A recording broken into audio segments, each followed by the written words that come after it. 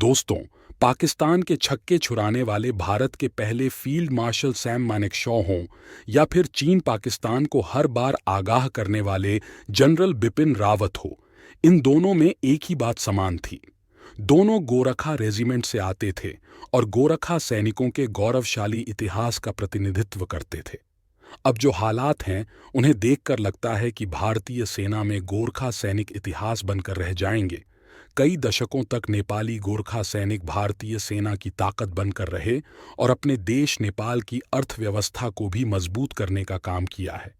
लेकिन फिलहाल नेपाल के गोरखा सैनिकों की भर्ती रुकी हुई है और ऐसे में उनके भविष्य पर भी सवाल खड़े होने लगे हैं।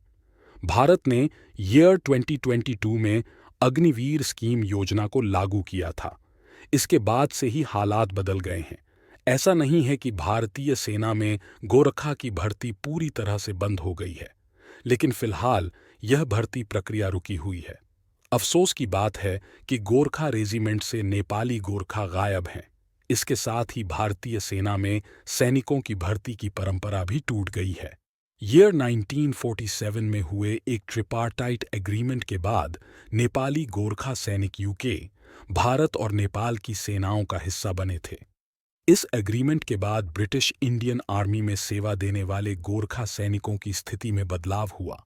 साथ ही गोरखा सैनिकों को ब्रिटेन के साथ भारत की सेनाओं में भी सेवा देने का मौका मिला। एग्रीमेंट के बाद गोरखा की 11 मौजूदा रेजिमेंटों में से 7 भारतीय सेना का हिस्सा बन गई थीं, जबकि बाकी बची 4 रेजिमेंट्स ब्रिटिश आर्मी का हिस्सा बन गईं। इस अग्रीमेंट की सबसे बड़ी खामी यह भी रही कि यह अग्रीमेंट लीगल ऑब्लिगेशन से परे हैं।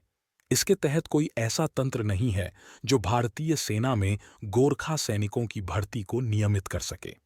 एक्सपर्ट्स के मुताबिक अग्निवीर स्कीम की वजह से लंबे समय से नेपाली गोरखाओं के भारतीय सेना में होने वाली भर्ती में खासा व्यवधान डाला है।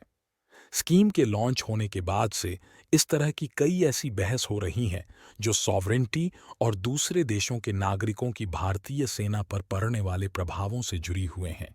बंद हुई गोरखा सैनिकों की भर्ती स्कीम के विरोधियों का कहना है कि नेपाल एक संप्रभु देश है। ऐसे में उसे अपने नागरिकों को दूसरे देशों में उनके दुश्मनों के खिलाफ तैनाती के लिए नहीं भेजना चाहिए। हालांकि कई और देशों की सेनाओं में नेपाली युवाओं की तैनाती में इससे कोई फर्क नहीं पड़ेगा।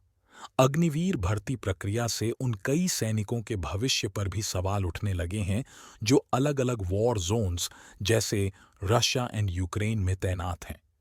भारतीय सेना में भी पिछले करीब 200 साल से गोरखा सैनिक अपनी सेवाएं देते आ रहे हैं। अग्निवीर स्कीम से नाराज नेपाल ने फिलहाल गोरखा सैनिकों की भर्ती को रोक दिया है। पिछले साल से भर्ती प्रक्रिया को स्पष्टता नहीं होने तक के लिए रोक दिया गया है। तो आज हम